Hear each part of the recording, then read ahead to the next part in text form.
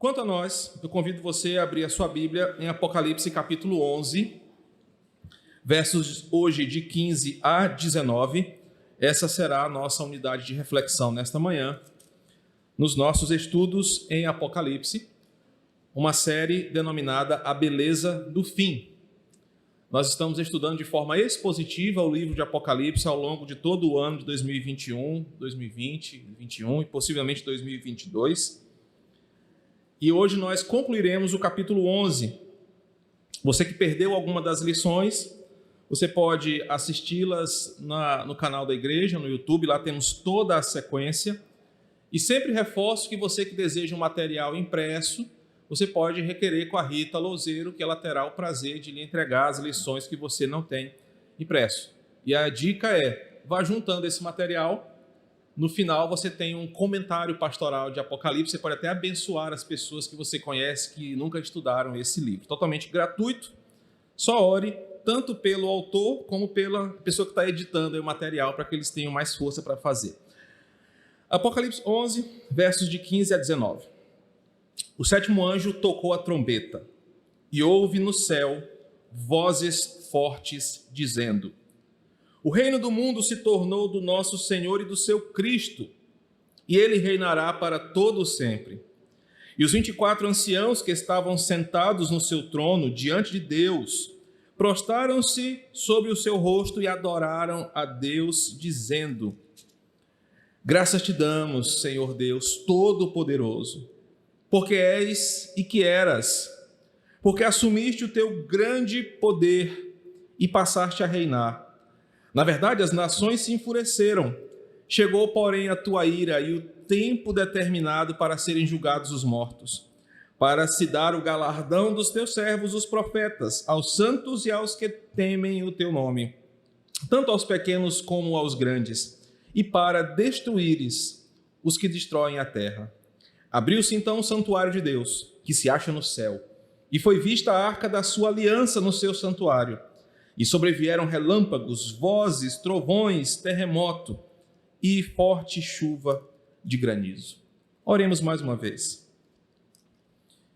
Espírito Santo, esse é o teu momento em que a tua instrução alimenta a nossa alma. Compete ao Senhor iluminar a nossa mente e o nosso coração. E apesar da limitação do instrumento que ocupa o púlpito, é o Senhor quem fala com a tua igreja.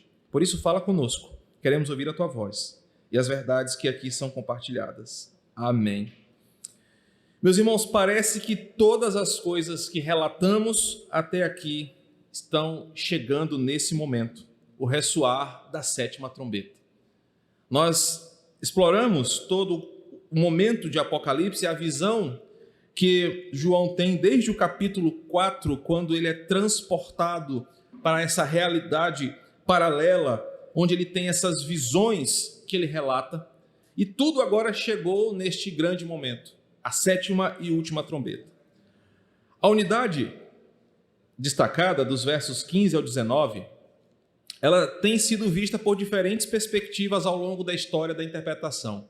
É preciso dizer que, dependendo de qual, por exemplo, denominação você participa, qual linha teológica você é acostumado a ler e a escutar, você terá uma interpretação diferente desse trecho. A sétima trombeta, ela inclusive foi uma das causas de muitas heresias contemporâneas.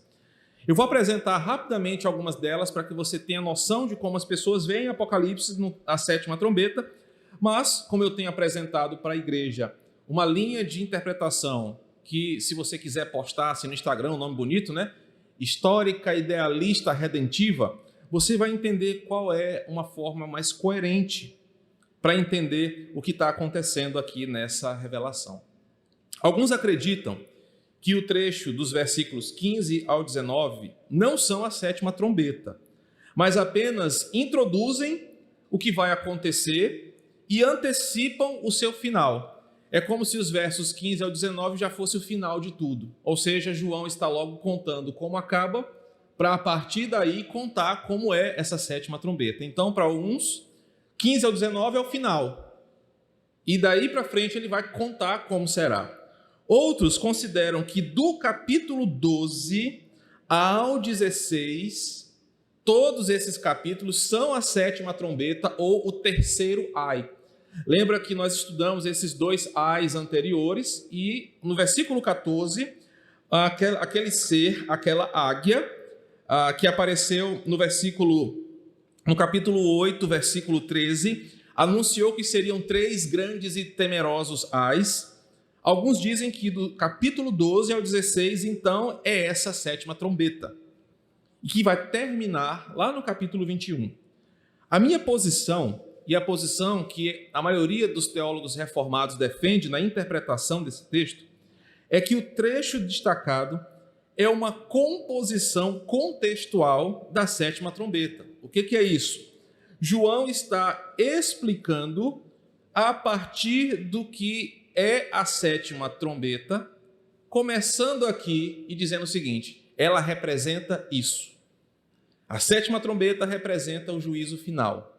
E a partir de agora, ele vai explicar como essa sétima trombeta já foi decretada por Deus e executada aos homens. No que ela difere das outras? Porque a primeira abordagem, que diz que ela é só o final, não considera o processo que está sendo relatado aqui, que nós vamos perceber. João não apenas diz o que vai acontecer, como se fosse o final, mas ele vai contar de forma resumida a sétima trombeta. E depois ele detalha a partir do capítulo 12, com a mulher e o dragão. Então, na teologia reformada bíblica, o cumprimento da sétima trombeta, que é o reino messiânico, é resumido aqui. E João vai explicar como isso aconteceu ao longo da história. Ele vai explicar a partir de pontos importantes do que ele vai relatar nesse pequeno trecho. Então, a parte final desse capítulo, o relato da sétima trombeta, relata a conclusão e o início do juízo. Pastor, então, como nós da Igreja do Quatraque entendemos a sétima trombeta? Os versículos 15 ao 19 são um resumo de como ela começa e como ela termina. Não é uma coisa lá na frente e não é um bloco tão grande que começa no 12 ao 21, mas esse trecho é um resumo dos eventos finais da história do mundo. Então você pode afirmar: olha, hoje eu aprendi na Escola Bíblica Dominical que a sétima trombeta, conforme apresentada nesses versículos, nos dá uma visão celestial do triunfo de Cristo ao longo das eras. E é isso que nós vamos ver a partir do versículo 15, quando diz que o sétimo anjo tocou a trombeta e houve no céu vozes fortes, dizendo: o reino do mundo se tornou do nosso Senhor e do seu Cristo, e ele reinará para todo sempre. Nesse verso, João volta para o lugar de onde ele estava. Só lembrando você, ele deu uma pausa de novo entre a sexta e a sétima trombeta. Ele voltou para um lugar que ele viu da terra um anjo descendo do céu, capítulo 10. Mas agora ele volta para onde ele estava. Que lugar é esse? Uma contemplação celestial que parece ser o céu e a presença de Deus, onde as outras trombetas estavam sendo tocadas, e ele volta e percebe que uma sétima trombeta foi tocada. A última trombeta foi tocada, o céu é o cenário, e dessa vez, quando a trombeta toca, João diz que um grande coral de vozes foi ouvido. Quem são essas vozes que são aqui, que expressam seu louvor de forma forte? Nós já passamos por elas. No capítulo 6, João vai nos mostrar que existem santos que estão ali, debaixo do trono, que estão ali sentados no pé do trono, versículo 9 do capítulo 6. Essa grande testemunha dos capítulos 6 e 7, que já estão no céu. Lembrando que no interlúdio do capítulo 7, enquanto o juízo está acontecendo aqui de causas naturais, esses santos estão louvando a Deus no céu. E agora, quando a sétima trombeta toca, esses santos que estão lá nessa região celestial, eles começam a entoar louvores. Eles são aqueles que são salvos, os eleitos. Então, o capítulo 15 começa, o capítulo 11, versículo 15, começa nos dando a primeira certeza. Quando a última trombeta tocar, você não estará aqui. você já estará no céu com o Senhor.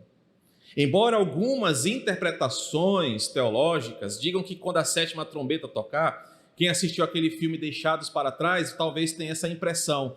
Aí as roupas vão cair, o avião vai cair do céu, quem era casado com uma pessoa que não era lá muito crente vai ficar sozinho e por aí vai. Isso aqui na Bíblia não é assim. Quando a sétima trombeta tocar, nós já estaremos no céu. Por quê? Porque nós estamos vendo que esse juízo é para o ímpio. As últimas trombetas, elas são para os ímpios. A igreja já estará livre desse tormento. Quando ouvirmos o ressoar da trombeta, no sentido do juízo de Deus, nós já estaremos com o Senhor, adorando o seu santo nome. Observe que essas vozes cantam um primeiro louvor. E esse louvor ecoa distante. Tal louvor pode ser entendido tanto como um anúncio futuro, também como resultado daquilo que nós já vimos. Repetindo, esse louvor pode ser entendido como um anúncio futuro ou como algo que nós estamos contemplando acontecer e que já aconteceu. Observe o teor desse louvor. O reino do mundo se tornou do nosso Senhor e do seu Cristo. Embora o primeiro verso esteja no passado, se tornou, você percebe que essa expressão ela é usada no original para dar a ideia de um futuro bem próximo. O reino se tornou, ou seja, o momento chegou. Agora todos os reinos caíram definitivamente. Quem são esses reinos? João vai descrever a partir de agora. Vai surgir um personagem, a besta. Vai surgir um outro personagem, o anticristo. Vão surgir reinos que se levantam contra a igreja. Então, como esse trecho é um resumo, João diz que o louvor agora esses reinos caíram, o reino se tornou de Cristo. Os reinos perderam sua força, líderes foram derrotados, potestades foram vencidas. Cristo levantou-se de uma vez por toda para tomar o que é seu. O segundo verbo apresentado aí, e ele reinará para todo sempre, é apresentado no futuro, que só confirma uma coisa: Jesus reinará eternamente e as repercussões do seu reino serão para todo sempre. João está dizendo aqui para a igreja e vendo nesta visão que em determinado momento da história, quando a sétima trombeta ressoar, haverá um ponto final na história como nós conhecemos. Líderes, governos, poderes, potestades cairão por terra. E nesse momento, o que era fragmentado vai se tornar de novo um só. O reino, o mundo, aquilo que caiu por causa do pecado, aquilo que foi manchado no Éden, tem a sua renovação espiritual. Agora isso tudo se torna do Senhor novamente. O pecado vai ser extirpado, o mal será banido e o reino do mundo se tornou de Cristo e ele reinará para sempre. Embora algumas traduções, talvez alguém tenha aqui, apareça assim: e os reinos do mundo. E a gente até canta, né? Às vezes é errado, tem uma música que a gente canta, acho que é Graças Te Damos. Às vezes as pessoas falam, os reinos do mundo se tornaram do Senhor. Mas a tradução que João está dizendo aqui é o reino do mundo. E essa ideia é o seguinte: é uma reivindicação universal que mostra que a vitória de Cristo não será apenas parcial. Cristo não reinará só sobre a igreja, não reinará só sobre os crentes, ele reinará sobre todo o mundo. O reino que foi abalado pela maldição do pecado vai ser restaurado. Satanás, que no passado, aqui no texto, ofereceu o que era dele. Abra sua Bíblia em Mateus capítulo 4. Mateus capítulo 4. A partir dos versículos 8, você vai perceber um detalhe. O diabo ainda levou Jesus a um monte muito alto.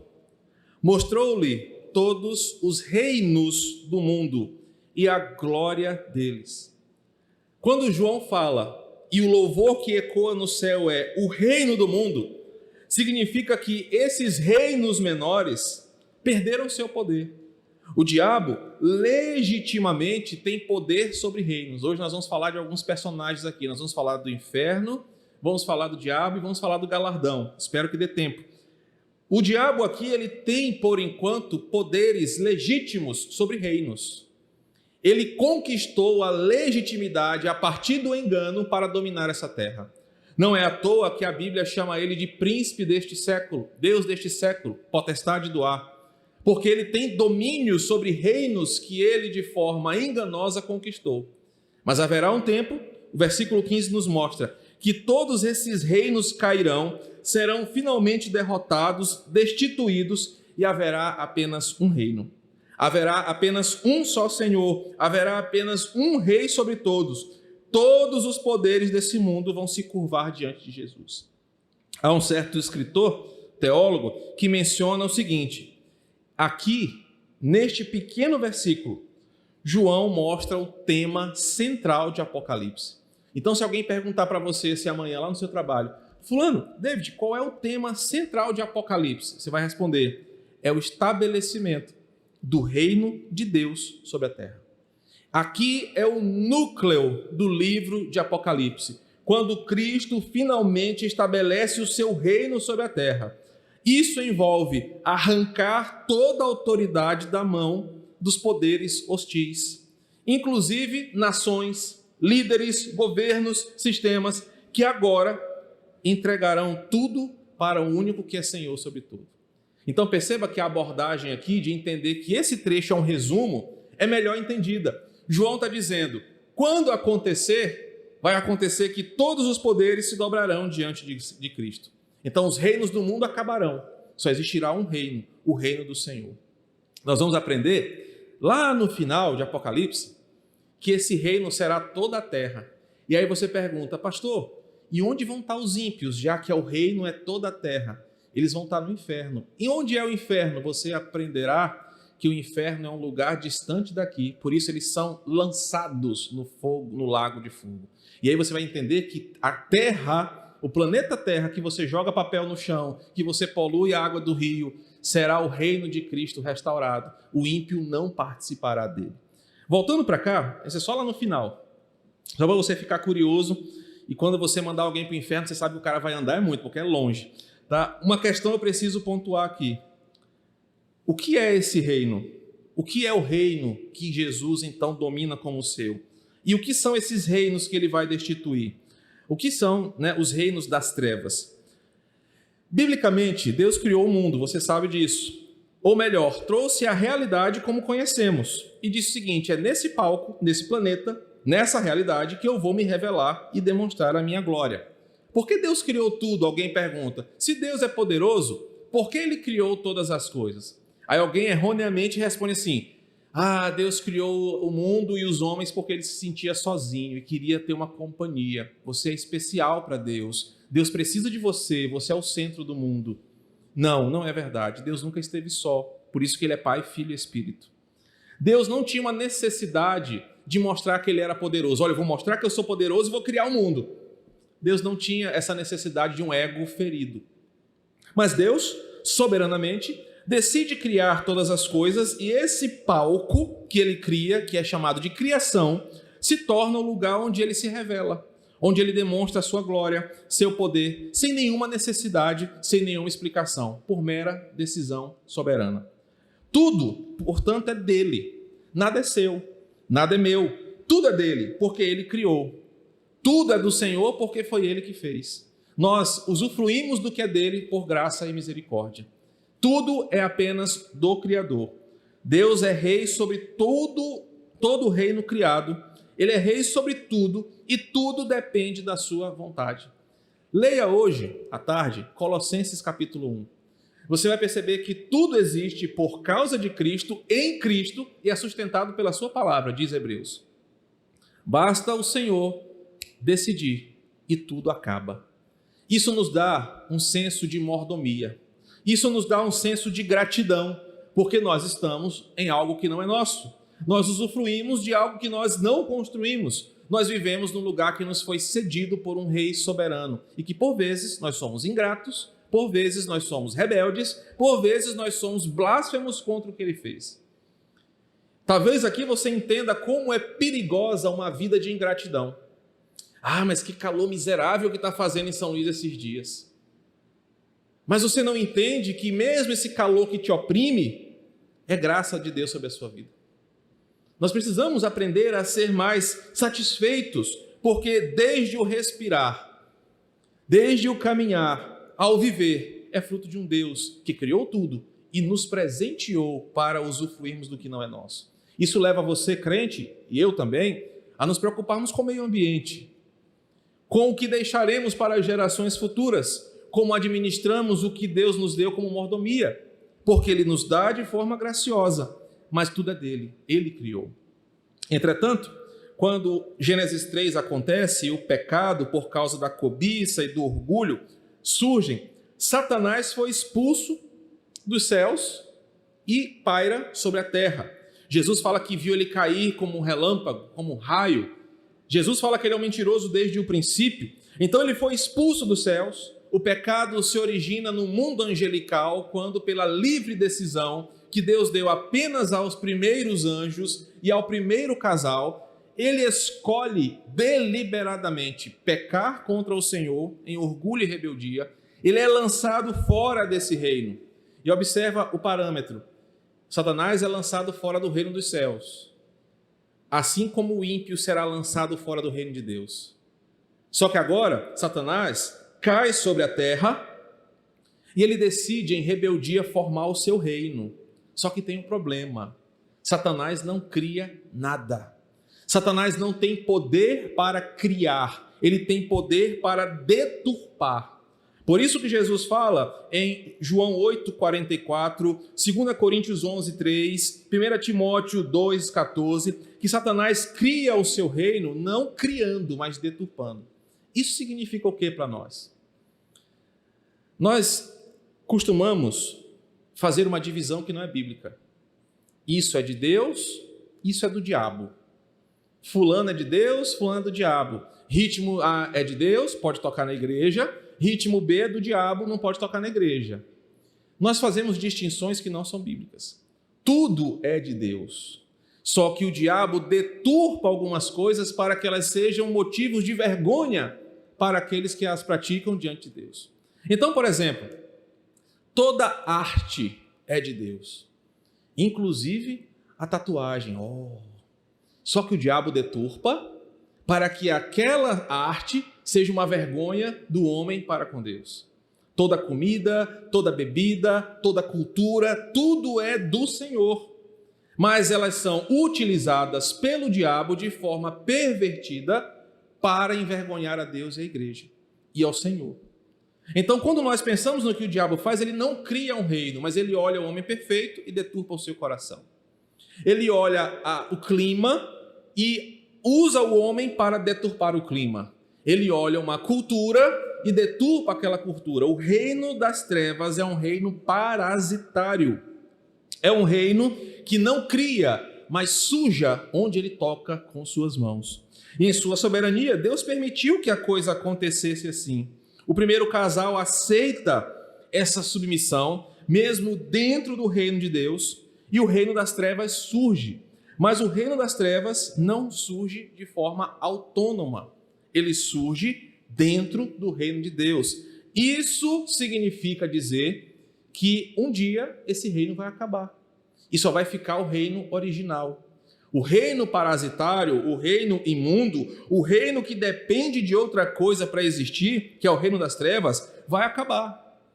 E é isso que João está vendo aqui. Um dia, esse reino que corrompe, esse reino que com legitimidade, quando seduziu o representante federal da raça, Adão, e que ele aceitou o seu conselho, entregando o governo desse mundo em suas imundas mãos diabólicas, um dia vai acabar.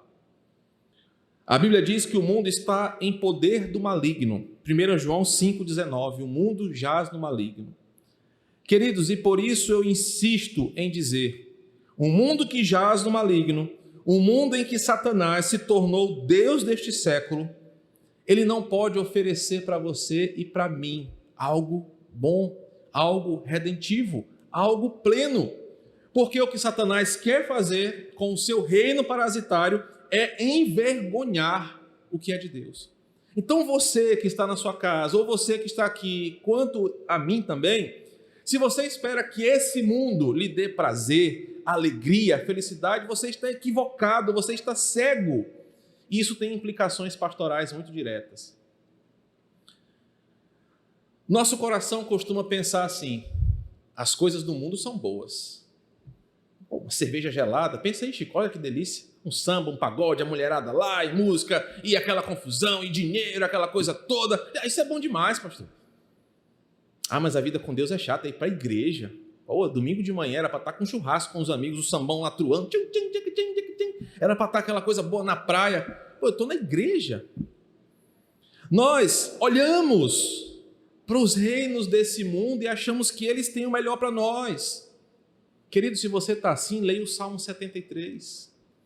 E é interessante como o salmista aquieta a sua alma quando ele diz: olha, até quando eu entrei no teu santuário, Senhor, e me deparei com o fim do ímpio.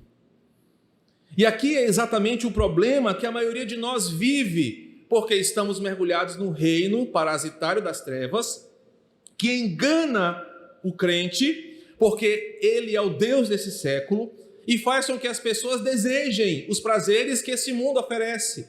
Só que Satanás não é bobo, ele não mostra a história por completo, ele mostra a alegria aqui, porque ele sabe para onde ele vai. A sua pena já fora decretada, ele sabe que o tempo está acabando, nós vamos já ver isso aqui. Então ele fala: eu não vou sozinho, eu vou levar o máximo de gente que eu puder. O inferno, grave isso, não foi criado para você nem para mim, para os homens, fora criado para o diabo e para os seus anjos. Só que ele faz uma trama tão diabólica que ele vai arrastar pessoas que são vítimas da sua cegueira. E você, achando que o reino das trevas é bom. Tem uma música do Paralamas que fala assim: entrei de gaiato no navio, entrei pelo cano. Literalmente vai ser assim. Você aproveitará os reinos desse mundo, sofrerá a penalidade, porque você amou mais as trevas do que a luz. João capítulo 1. Eles amaram mais as trevas do que ao Senhor. Então João vê aqui os salvos cantando, dizendo: olha, o reino do mundo se tornou do Senhor, Satanás acabou, ele foi derrotado, ele foi destruído, o reino das trevas fora vencido. Chegou a hora de Deus requerer para si e tomar das mãos de Satanás e dos poderes desse mundo o que é dele. O pecado foi embora. E aí eu concluo, só para que você tenha assim um pouquinho de deslumbre. Onde é o inferno, então, pastor?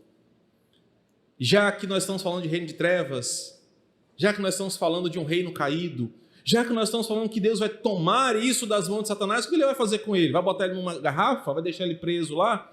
Não. A Bíblia fala que Satanás será lançado no abismo. Nós vamos ver isso lá no capítulo 20. Mas até aqui eu quero que você saia com uma certeza, para que você não ouça muita besteira por aí. Onde é o reino das trevas? É no inferno? O inferno é debaixo da terra? Onde é que é o inferno? É dentro de um vulcão secado de fogo, onde Satanás tem um trono feito de caveiras, né, de ossos humanos, onde toca muito rock pesado o dia todo, aquela confusão, aquele som alto, e pessoas vestidas de preto, com brinco, com tatuagem, onde um monte de demônio fica lá se brigando. Onde é o inferno? Que reino é esse que vai acabar e o que vai surgir? O reino das trevas não é esse lugar caricato que você aprendeu. O reino das trevas não é esse lugar geográfico que talvez alguém já tenha te ensinado. O reino das trevas não tem pátria, porque Satanás ele não estabeleceu um lugar para morar. Satanás mora lá no Rio de Janeiro, que lá é perigoso. Não. Ele não mora no Quatraco, que é o bairro perfeito, né? Mas ele, né? Mas onde é que é? O reino das trevas não tem pátria. Ele está espalhado onde existe pecado. Onde existe pecado, lá o reino das trevas está. Onde existe desobediência por causa do pecado, lá o reino das trevas se manifesta. Por isso que Satanás é descrito em Jó como andando e vagando pela terra.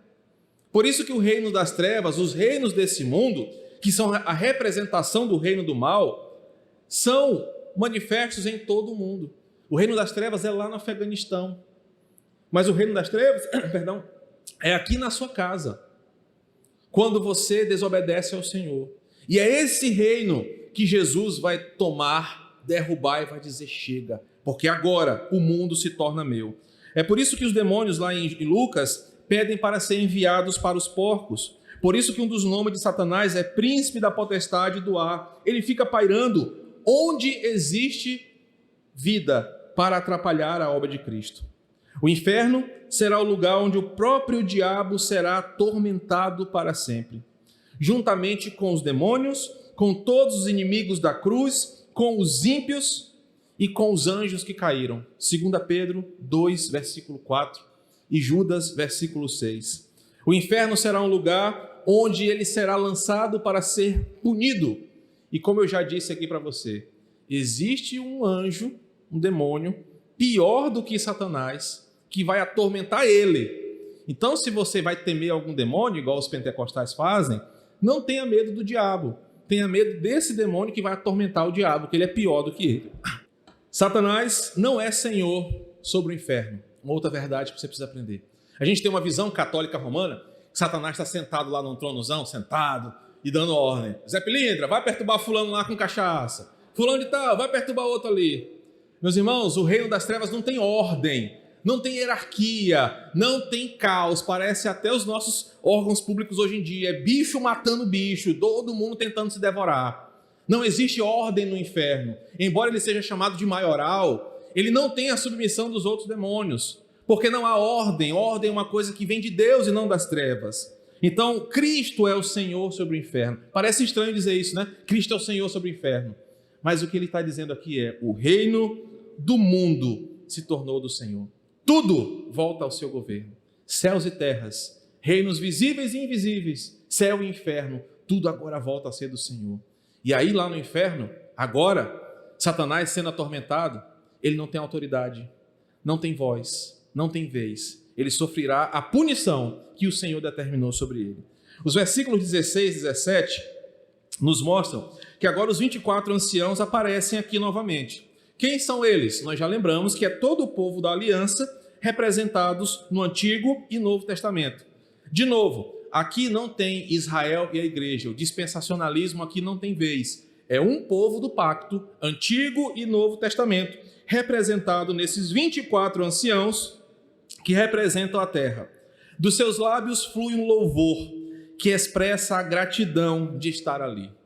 Observa agora, a visão de João é o seguinte: ele vê toda a igreja, representada pelos 24 anciãos, agradecendo pelo quê?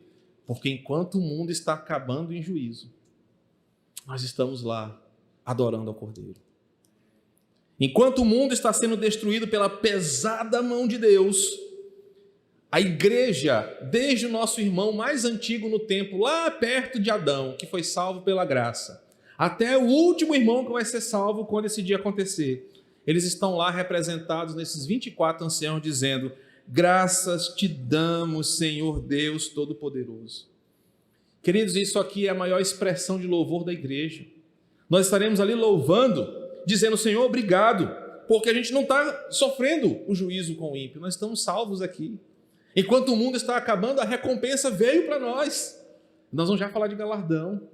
A gente está aqui contemplando a maravilha do céu. Quando o fim finalmente chegou, a ação de Deus é exaltada por ter finalmente acabado com todo sofrimento.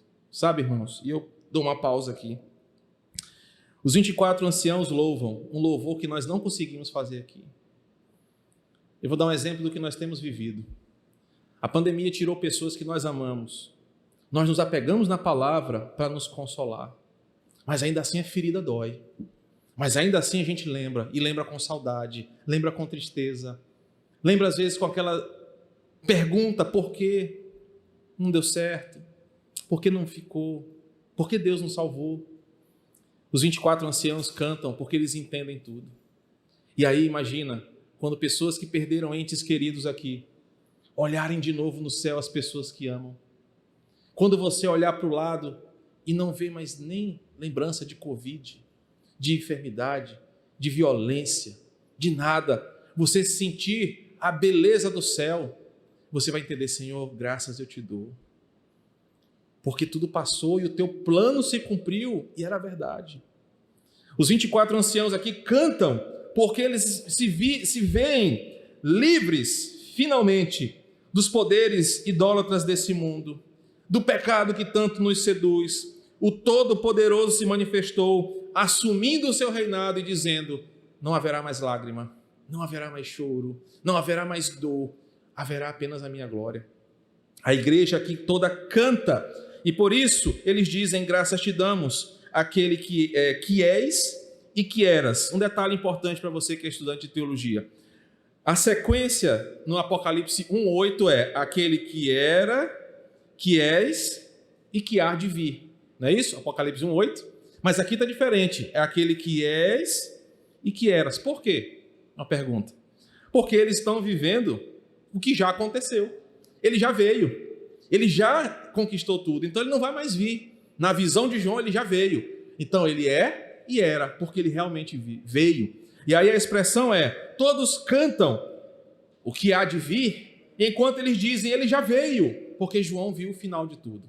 Lembra, ele está resumindo a história aqui. O cântico de adoração ressalta o seguinte: assumiu o teu grande poder e passaste a reinar. É chegado o tempo que Deus revelará todas as coisas. Senhor, finalmente tu assumiu o teu grande poder. Meus irmãos, e sabe o que isso representa para nós que somos crentes? O Senhor assumindo o poder significa que Ele reinará gloriosamente entre nós e nós teremos prazer. Imagina a situação. Eu vou dar um spoiler de como vai ser o céu aqui. Nós estamos nessa realidade, louvando, cantando, aí meu telefone toca. É Gutenberg: pastor Márcio, tem uma galinha caipira aqui para nós.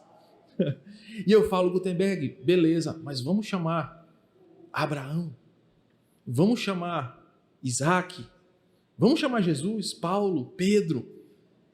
E aí a gente vai perceber que eles vão estar lá perto de nós. E nós vamos sentar de forma santa, agradável, eterna. E nós vamos comer, nos divertir, adorar e saber que não há mais nesse mundo nada que nos afaste do Senhor. Querido, pensa como isso é importante para a nossa esperança. Haverá um dia em que isso vai acontecer. E ele fala: porque o Senhor assumiu o seu grande poder e passou a reinar. E reinando Cristo, a igreja será abençoada. O versículo 18 nos mostra que o cântico envolve uma forma de entender que nós ocidentais não estamos acostumados. Por quê? Ele ficaria melhor entendido se a gente lesse ele antes do 17. Porque ele vai dizer como que Cristo assumiu o poder. Como que o Senhor assumiu o poder e passou a reinar. Ele vai dizer o seguinte: olha, as nações se enfureceram. Perceba a sequência. João parece dizer o seguinte: para que o fim aconteça, olha como é que fica melhor, mais fácil de entender. Para que Deus finalmente se levante, assuma o trono e passe a reinar, é necessário primeiro que as nações se enfureçam. João está vendo o agravamento das nações umas contra as outras, como uma reta final para o fim. Mas, em especial, o mundo e as nações se levantando contra o Evangelho. Meus irmãos, Jesus falou de guerras, rumores de guerras, nações contra nações. João está vendo a mesma coisa. Quando essas coisas se tornarem mais comum, o fim está chegando. Ou seja, nós estamos presenciando o agravamento dessas coisas. Ou você acha que essa investida do Talibã vai ficar por isso mesmo? Meus irmãos, dias piores virão. Os profetas disseram isso, os apóstolos falaram isso, Jesus falou isso. A vida não será como era para muitos de nós. Hoje, vindo no carro, fui buscar meus pais, aí Theo falou assim: poxa pai, queria tanto que a gente ir para a igreja presencial e não precisar mais usar máscara. Aí eu falei para ele: meu filho, talvez isso nunca mais aconteça. E talvez a gente tenha que se acostumar com isso. Sabe por quê? Porque Jesus disse que os últimos dias as coisas seriam piores. João está dizendo: as nações se enfureceram, mas isso é um sinal de que o fim está chegando. Observa agora a sequência. As nações se enfureceram, chegou, porém, a tua ira.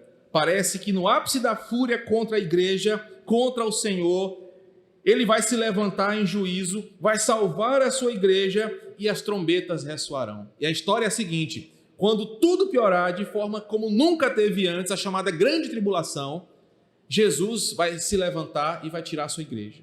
E vai começar a punir o ímpio. Chegou na tua ira. É o que ele fala. E o tempo determinado para julgares os mortos. João confirma que a vinda do Senhor e a manifestação do seu juízo vai ser sobre todo o mundo, vivos e mortos. Toda a raça humana vai se levantar e se apresentar diante do juiz. Pastor, e aquelas pessoas que, por exemplo, há muitos anos atrás, teve o caso que envolveu o goleiro Bruno. Lembram disso, né? Como é que é o nome da Elisa Samúdio. Dizem que ela foi esquartejada, dada para os cachorros comer, colocaram ela no concreto e fizeram a casa lá. Até esse tipo de atrocidade, no dia do juízo, Deus mandará de volta à vida. E aquelas pessoas que foram comidas por tubarão lá no fundo do mar, que o tubarão estraçalhou e depois fez cocô e o cocô se dissolveu no mar, essas pessoas voltarão à vida. E aquelas pessoas que foram queimadas e que a cinza foi jogada no rio e o rio se espalhou, essas pessoas voltarão à vida, porque ele julgará vivos e mortos, do primeiro ao último. No dia do juízo haverá um levante tremendo, que você vai ver gente brotando de tudo quanto é lugar, você nem imagina, mas vivos e mortos serão julgados pelo justo juiz. E a canção termina assim: para se dar o galardão aos teus servos, os profetas, os santos, os que temem o teu nome, tanto grandes e pequenos. Bem, vamos falar sobre o que é o galardão. O que significa esse termo? Algumas pessoas têm uma visão capitalista do céu, né? Vou logo começar consertando o que é errado. Olha, eu vou fazer isso, vou levar água para o pastor para o meu galardão ser maior no céu. Eu não vou atrasar o envelope de dízimo para o meu galardão ser maior. A gente faz isso como se Deus tivesse. Tu é bom mesmo, eu vou te dar aqui uma casa mais perto de mim, tu vai morar aqui no quatraque do céu. Não, tu não trabalhou muito, vai morar no Renascença. Não é assim, não é assim. O céu não é capitalista. O céu não tem essa questão de que o David vai ser melhor do que eu porque ele trabalhou mais do que eu. O céu não é assim. Mas a palavra galardão é um termo que pode ser facilmente traduzido e confundido com presente. Galardão é um presente. Ou uma coisa que não é merecida, que você ganha sem merecer e que não espera. Alguns entendem que o galardão será dado aos eleitos, de forma graciosa, como um presente de boas-vindas no céu. Deus é tão bom anfitrião, que na hora que você chegar no céu, imagina a cena, você chega lá na porta do céu, aí você vê Jesus, além de ver Jesus, ele te dá um abraço, te dá um cheiro, porque ele estava te esperando, e ele falou: eu tenho um presente para você. Essa é uma forma de entender o que é esse galardão. Mas é um presente igual para todos os salvos, o que leva alguns a entenderem que a natureza do galardão é a seguinte: o seu galardão sou eu, o próprio Cristo. O seu galardão é estar comigo para sempre. O seu presente que você não merece, a sua recompensa que você não merece, sou eu eternamente com você. Então a melhor forma de entendermos o galardão é essa libertação da velha natureza para uma natureza glorificada, a presença de Cristo que será igual para todo mundo. Então, se você achava que o seu galardão era maior ou menor, você estava pensando errado. O galardão é a bênção de Jesus conosco eternamente. Não haverá diferença. Por isso que ele fala: tanto pequenos como grandes serão tratados de igual forma. E às vezes algumas pessoas ficavam tristes, né? Poxa, eu nunca fiz nada igual Paulo, nunca tomei uma cipuada nas costas por causa de Jesus, nunca naufraguei. O Paulo deve morar numa mansão e eu vou morar, coitado, numa casinha feita de papelão. A graça é a mesma para todos. Isso é a bênção do céu. Não haverá prediletismos. Todos nós seremos tratados como igual. Eu quero terminar falando para vocês que, independente do que seja, o galardão será dado a todos que em sua vida oferecem fidelidade, amor e propagação da palavra de Deus. O galardão é dado a quem é crente, a quem perseverou até o fim. É o grande prêmio. Aquele que foi até o fim receberá o galardão, a salvação. Porque a canção termina o seguinte: enquanto uns estão ganhando presentes, outros estão sofrendo para destruíres os que destroem a terra. O julgamento virá com grande potência. A ira de Deus é derramada sobre aqueles que se opuseram contra ele, e agora eles vão ser destruídos eternamente. vê que João resume a história. A 7ª trombeta aqui é resumida. Ela começa assim e termina assim, para que a gente fique maravilhado. E aí o versículo 19 termina dizendo, olha, o santuário que ficava lá longe, e essa é a beleza dessa unidade, foi revelado aos homens. O santuário que se acha no céu foi visto, ele se abriu. Significa que o lugar onde Deus habitava, o lugar onde Deus se manifestava, agora está presente em todo mundo. Nós finalmente vamos ver ao Senhor. Nós vamos ver a Deus como Ele é, não com toda a sua infinitude, mas em sua glória, porque o santuário agora vai ser aberto e nós vamos ver a Arca da Aliança no simbolismo de que a presença de Deus, a sua glória, estão ali diante de nós. Observa que quando tudo acabar, o que sobra é a presença de Deus. O que sobra é agora os nossos olhos contemplando Deus entre nós. E aí, para terminar o versículo 19, a arca, o santuário, o próprio Deus entre nós, que serão contemplados por nós, serão anunciados mais uma vez por elementos da natureza. Lembra que eu estou apresentando uma teoria para vocês. Deus usará causas naturais para destruir esse mundo e para revelar-se no final. Versículo 19, sobrevieram relâmpagos, vozes, trovões, terremotos, forte chuva de granizo. Mais uma vez, esses elementos aparecem aqui. Só que agora eles nos levam a Êxodo 19. Quando Deus vai se revelar no Sinai, fala que no pé da montanha tinha as mesmas coisas. Só não tinha chuva de granizo, mas era a mesma forma. Deus se manifesta ao povo usando elementos da natureza. E aqui, da mesma forma, quando ele vier estabelecer o seu reino no fim de tudo, a natureza anunciará a volta de Cristo, o dia desse santuário descer. Aplicações. Como é que eu posso, então, terminar o capítulo 11? Essa unidade apresenta o fim glorioso da vitória de Cristo. Ele finalmente vencerá seus inimigos, reconquistará o seu reino, eliminando o problema do pecado e dos inimigos da cruz. O texto mostra de forma resumida como acontecerá o grande dia do Senhor. Eu contei para vocês em poucos minutos um resumo de como será o juízo final. E agora João vai falar mais detalhes daqui para frente. Ele mostra como o mundo se levantará contra o Senhor, como Deus dará um basta nisso, vai punir os ímpios e vai salvar a sua igreja. Após esse evento, o que será vivenciado é a presença e a glória de Deus. Uma nova vida, uma nova realidade, uma nova existência serão o nosso porvir. O capítulo 12, você vai ouvir a história de uma mulher e um dragão. Agora João vai contar. Ele resumiu e agora vai explicar tudo de novo. Como a 7ª trombeta será o anúncio do fim. Que o Senhor nos abençoe com a esperança de que o nosso reino, o nosso Cristo, tome o que é seu por direito e faça nova todas as coisas. Vamos orar? Senhor, graças te damos. Sempre que a tua palavra é exposta, nosso coração se aquece, a nossa alma se alegra, porque aprendemos mais sobre o que nos aguarda. Obrigado por isso. Que os ensinamentos de hoje sobre reino das trevas, reino do Senhor, inferno, o destino final do ímpio, da igreja, o nosso galardão, a glória do Senhor, sejam ensinamentos que a gente vai guardar para a vida toda e que façam diferença em nós. Saber que a nossa recompensa é Jesus, não há nada melhor para receber.